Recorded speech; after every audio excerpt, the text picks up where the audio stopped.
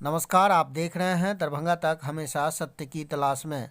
BJP प्रदेश कार्य समिति की बैठक लहरियासराय में आयोजित की गई, जिसमें बड़े बड़े नेता, सांसद, विधायक, कार्यकर्ताओं का उमड़ा जनसैलाब। बता दें, यूपी के डिप्टी सीएम केशव प्रसाद मौर्य का आगमन हुआ और सभा को संबोधित करते हुए उन्होंने क्या कुछ बताया वह खबर में आपको दिखाएंगे। अगर चैनल पे पहली बार हैं तो नीचे लाल बटन दबाकर चैनल को सब्सक्राइब करें। मुख्यमंत्री केशव प्रसाद मौर्य जी का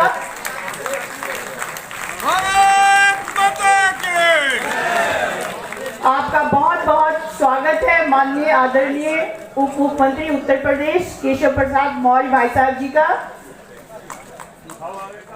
प्रदेश अध्यक्ष जी अब स्वागत करेंगे पाक और चादर से हमारे माननीय उप मुख्यमंत्री उत्तर प्रदेश आदरणीय परम आदरणीय केशव प्रसाद मौर्य जी का। हमारे बीच उत्तर प्रदेश के उप मुख्यमंत्री आए हुए हैं और बिहार भी उत्तम होने वाला है, ऐसी मुझे भी आशा है। अब हमारे सांसद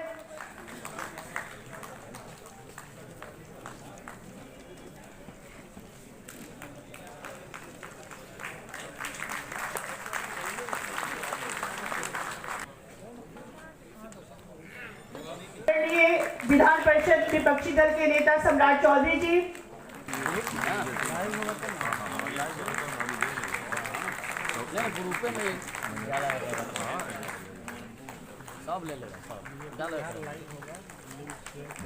श्री केशव प्रसाद मौर्य जी, यहाँ उपस्थित हमारे विधानमंडल दल के भारतीय जनता पार्टी के लिए यह गर्व का भी विषय है और फख्र का भी विषय है कि हमारे बगल के उत्तर प्रदेश के माननीय उप मुख्यमंत्री आज हम सभी के बीच उपस्थित हैं।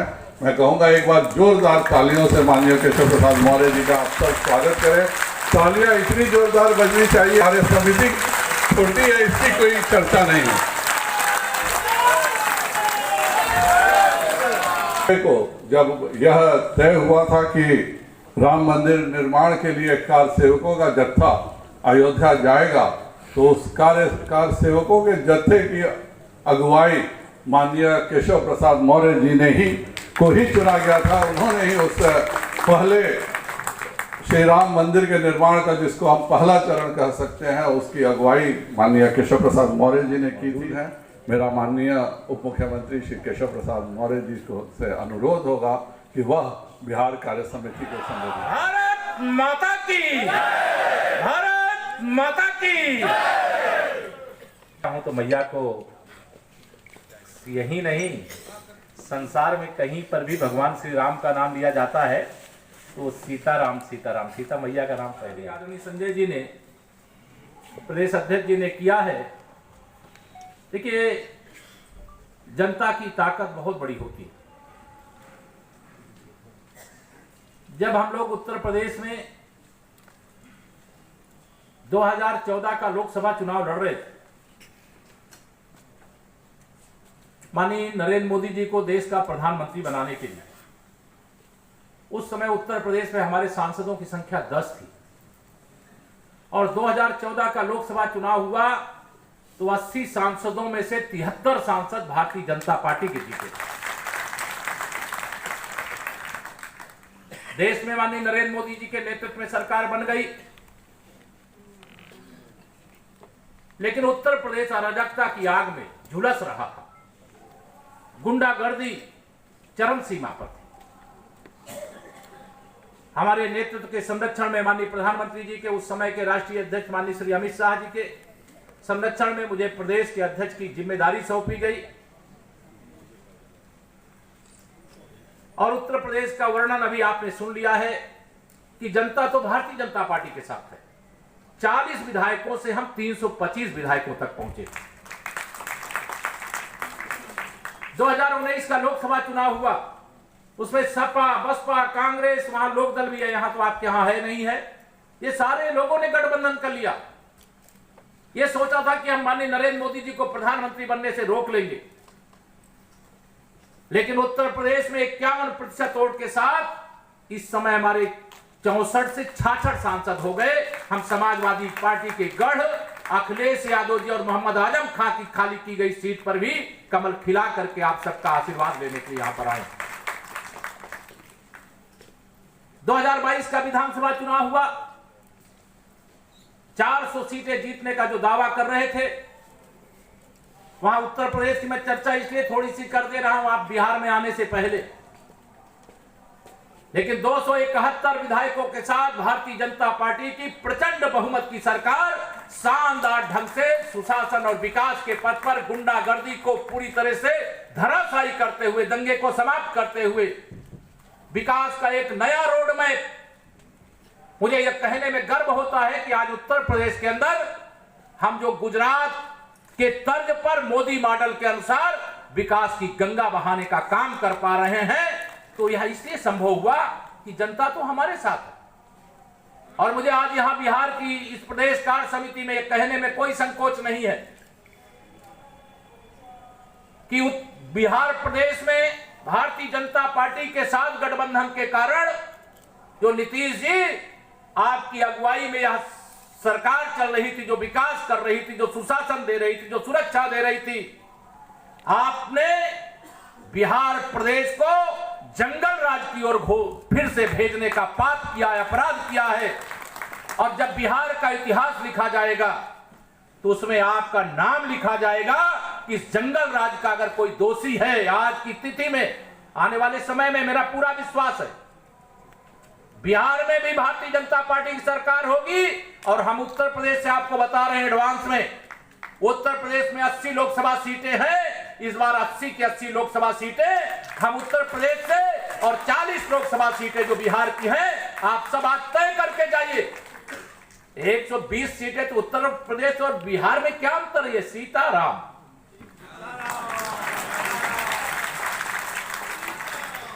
और ये 120 सीटों का प्रभाव कहां तक जाएगा, मुझे कोई कहने में संकोच नहीं है कि अब की बार माननीय नरेंद्र मोदी जी के नेतृत्व में 405 यह एक माहौल है हर व्यक्ति के मनमानस में। यह बैठा हुआ है कब 2024 का चुनाव आए, कब कमल की बटन दबाएं, कब माननीय नरेंद्र मोदी जी के नेतृत्व में, माननीय नरेंद्र मोदी जी के नेतृत्व में दुनिया के अंदर आज भारत की प्रतिष्ठा कैसी बढ़ी है इसका वर्णन करूंगा। तो मैं जानता हूं यहां प्रदेश कार्य समिति बैठी, और प्रदेश कार्य समिति में जिस श्रेणी के लोग बैठे हैं वह दिन भर इस बात को पढ़ते भी हैं, सुनते भी हैं और लोगों के बीच में बताने का काम भी करते हैं। हमारी सरकार आतंकवाद मुक्त, भ्रष्टाचार मुक्त भारत बनाने के लिए, उत्तर प्रदेश को हम बना चुके बिहार बनाने के लिए अपने को एक तेजी के साथ आगे बढ़ने का काम करना है। मैं आज की इस बैठक के माध्यम से एक उल्लेख जरूर करना चाहूंगा। वह समय था 1990 से 2005 के बीच का।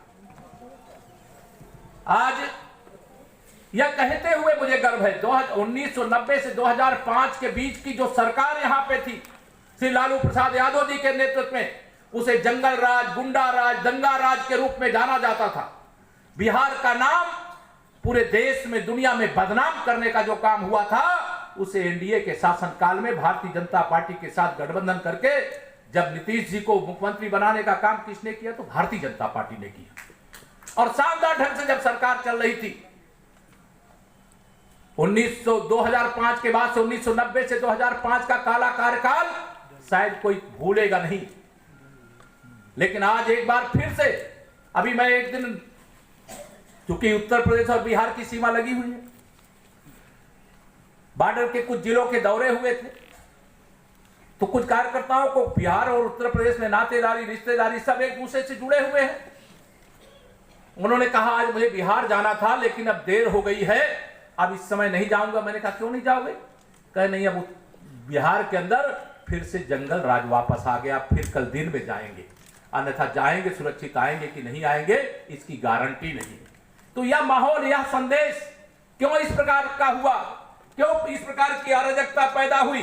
अगर यह आप बात ध्यान देंगे तो अगर श्री नीतीश कुमार जी ने यह पाप नहीं किया होता महागठबंधन के साथ, लालू प्रसाद यादव जी की पार्टी के साथ, राष्ट्रीय जनता दल के साथ जो सपने बुन करके उन्होंने सरकार बनाने का काम किया है, आज आप सबको मैं बधाई देना चाहता हूं। 3 उपचुनाव यहां पर हुए हैं जिसमें उनकी पूरी ताकत लगाने के बाद 2 सीटों पर आपने कमल खिला देने का काम किया।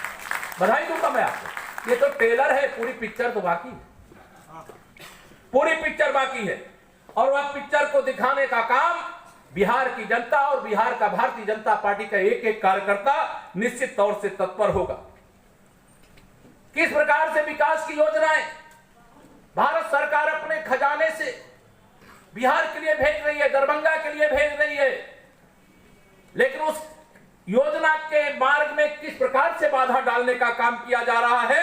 अभी मुझे जानकारी मिली कि हमारे जो किसान हैं उनकी जमीन ली गई, और जब वह शांतिपूर्ण ढंग से प्रदर्शन कर रहे थे, किस लिए प्रदर्शन कर रहे थे? मुआवजे के लिए कर रहे थे। तो पुलिस ने बर्बर लाठीचार्ज किया, ये याद है? या पुलिस की लाठीचार्ज घरों में घुस करके महिलाओं बच्चों तक को भी नहीं छोड़ा गया। श्री नीतीश कुमार जी, आप कहां थे? आपको किसानों की याद नहीं आई, महिलाओं बच्चों को भी याद नहीं आई, और जायज मांगों को सुनने की जगह आपने नाजायज लोगों को संरक्षण देने का काम किया। यह सीता मैया की धरती है। जातिवाद के जहर को फैलाने का काम मत करवाइए। अगर जातिवाद के जहर को फैलाने का काम करेंगे तो इसके दुष्परिणाम बहुत अच्छे नहीं होंगे। लेकिन जिस प्रकार से बिहार के अंदर जमीन का अनधिकृत रूप से अधिग्रहण और फिर अनेक इनके मंत्री परिषद के मंत्रियों के द्वारा, ये कोई कह करके नहीं बच सकता है कि वह तो हमारे गठबंधन के दूसरे दल का नेता था इसलिए उसने ऐसी टिप्पणी की, या उससे जाकर के पूछो। हम लोग देखते रहते हैं इस प्रकार की बातें करने के पीछे क्या क्या उद्देश्य है। आप सबके सामने आज मैं यहां पर यह भी कहना चाहता हूं, बिहार में एक बहुत नाटकीय ढंग से शराबबंदी का कानून लागू किया। अब शराबबंदी घोषित करने से शराबबंदी नहीं होती है। अगर शराबबंदी करना था तो उसके लिए बिहार वासियों का मनमानस है कि नहीं है।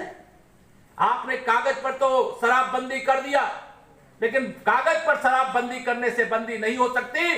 जहरीली शराब के कारण कितने गरीब दलित पिछड़े मौत के मुंह में गए, इसका कौन जिम्मेदार है? इसके कौन अपराधी हैं? और ये क्या शराब की तस्करी बिहार के अंदर रुकी है क्या? इस प्रकार की जो चीजें हैं, इन सारी बातों की ओर मैं इसे ध्यान आप सबका आकर्षण इस प्रदेश कार्य समिति के माध्यम से करना चाहता हूं, क्योंकि आज जो बिहार के हालात बन गए हैं वो हालात निश्चित तौर से बहुत ही चिंताजनक हैं, और इस हालात को बदलने का यह प्रदेश कार्य समिति की बैठक में निश्चित तौर से आप पूर्व के सत्रों में प्रस्ताव पास किए होंगे। मैं आज महागठबंधन की सरकार बनने से पहले मैं यहां बिहार का जब चुनाव हो रहा था, वो यूपी की एक खबर आपको बिहार में मिलती है, बिहार की खबर यूपी में मिलती है। अब बिहार और यूपी की खबरें जब एक दूसरे के यहां जाती हैं तो कोई चीज यहां छिपी नहीं रहती। मैं आप सबसे अगर पूछना चाहूं कि ये जिनके साथ गठबंधन किए हैं उस पार्टी के जो युवराज हैं, उन्होंने कहा हम सरकार में आते ही 10 लाख नौकरी देंगे। दिए हैं क्या? दे दिए। अब जब इस प्रकार की धोखाधड़ी की राजनीति, अब इसका क्या जवाब है? बिहार के 10 लाख युवकों को हमारे यहां उत्तर प्रदेश के अंदर, जिसकी अभी संजय जी ने चर्चा किया, मैं प्रदेश अध्यक्ष जी बताना चाहता हूं कि उत्तर प्रदेश में 10 लाख करोड़ के निवेश का लक्ष्य रखा गया था और 20 लाख करोड़ के निवेश का प्रस्ताव आज आ चुका है।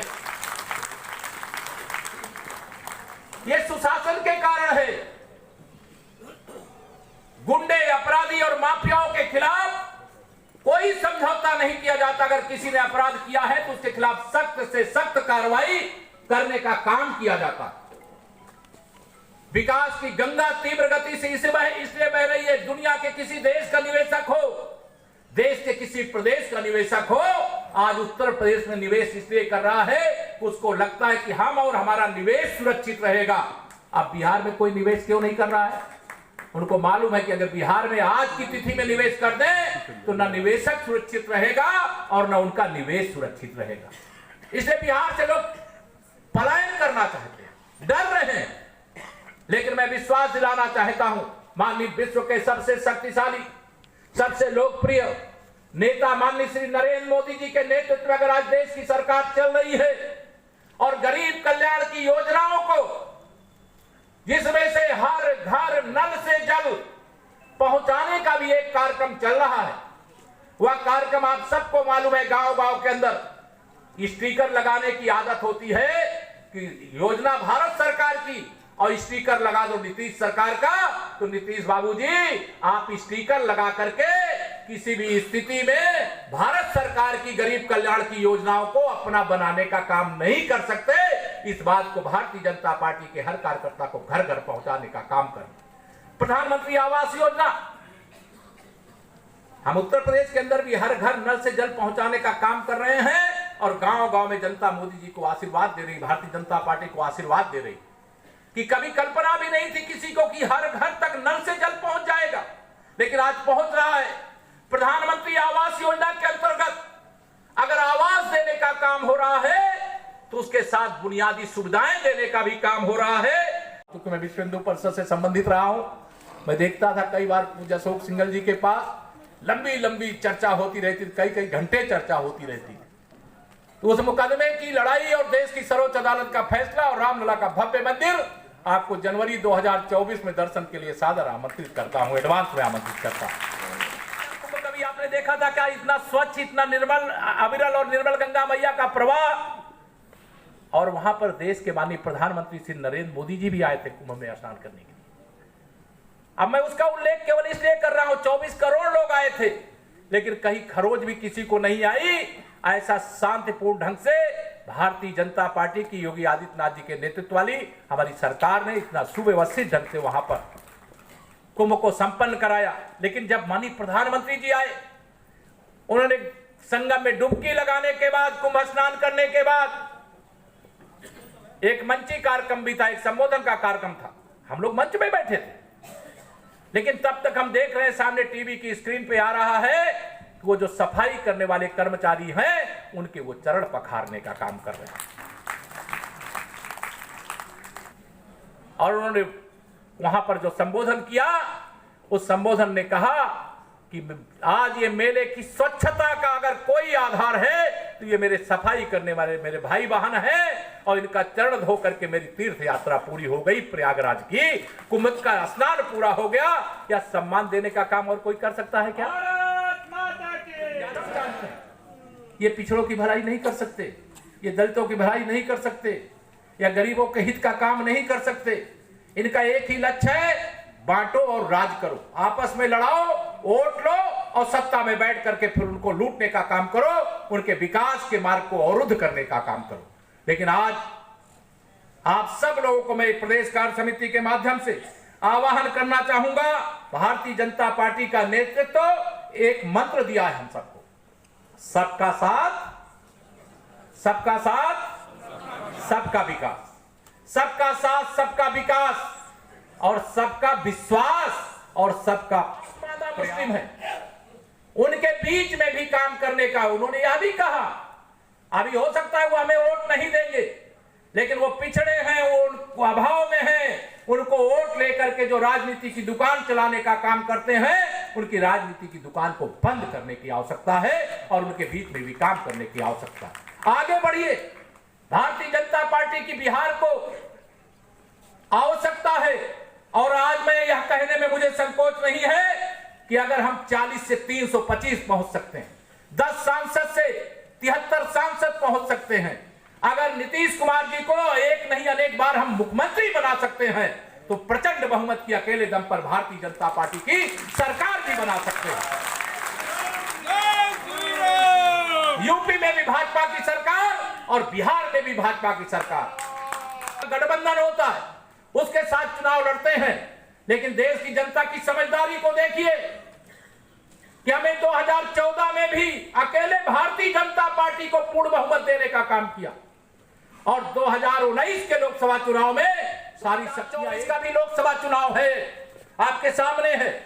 मुझे मालूम है बिहार की कई परियोजनाएं, अभी मुझे ये बताया गया कि यहां पर एम्स भारत सरकार ने दिया। पूज्य अटल बिहारी वाजपेयी जी के समय पटना में हमें एम्स मिला और आदरणीय नरेंद्र मोदी जी के समय माता सीता मैया की इस धरती पर एम्स उपलब्ध कराने का काम किया गया।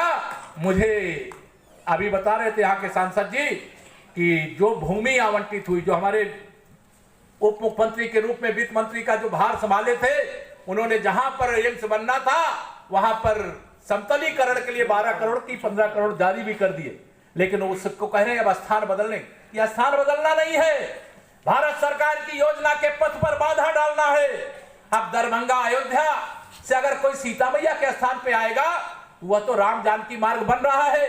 भारत सरकार का राष्ट्रीय राजमार्ग मंत्रालय जो सड़क मंत्रालय है वो तो बना रहा है, लेकिन आज आकाश मार्ग से भी आने जाने की सुविधा कि हवाई जहाज पर हवाई चप्पल पहनने वाला भी चल सके, बैठ करके उड़ सके, या व्यवस्था करने का काम। तो मुझे बताया गया कि यहाँ के हवाई अड्डे को लेकर के भी उन्होंने बाधा डालने का काम, जितनी जमीन दे रहा है वो जमीन भी देने का काम नहीं किया। अरे नीतीश बाबू जी, आपको क्या हो गया? संगत से गुण मिलत है, संगत से गुण जाए। जब गलत संगत करोगे तो आप तो डूबोगे, बाकी सबको डुबोने का भी काम करोगे। 2024 का लोकसभा चुनाव और 2025 का विधानसभा चुनाव एक चुनौती के रूप में लीजिए और आप भरोसा रखना, जिनको आप समझते होंगे ये तो हमें वोट नहीं देता था, वो तो तैयार बैठा मोदी जी के लिए। और मोदी जी ने ऐसे नहीं बोला है कि मैंने कुछ नहीं किया, या तो सब देश और की जनता ने किया है। उसने इतना कष्ट उठाया कि बूथ पर जाकर के कमल के फूल की बटन दबाया और भारतीय जनता पार्टी को प्रचंड बहुमत दिया। इसलिए मैं देश में सरकार चला करके देश की जनता की सेवा करने का काम कर रहा हूं। यही आह्वान करते हुए, यही विनती करते हुए प्रदेश कार्य समिति की इस बैठक में मुझे यहां पर बुलाने का काम किया माननीय प्रदेश अध्यक्ष जी और सभी प्रदेश के वरिष्ठ नेतागण, मैं आप सबका हृदय से धन्यवाद करते हुए अपनी वाणी को विराम देता हूं। बोलिए जय श्री राम।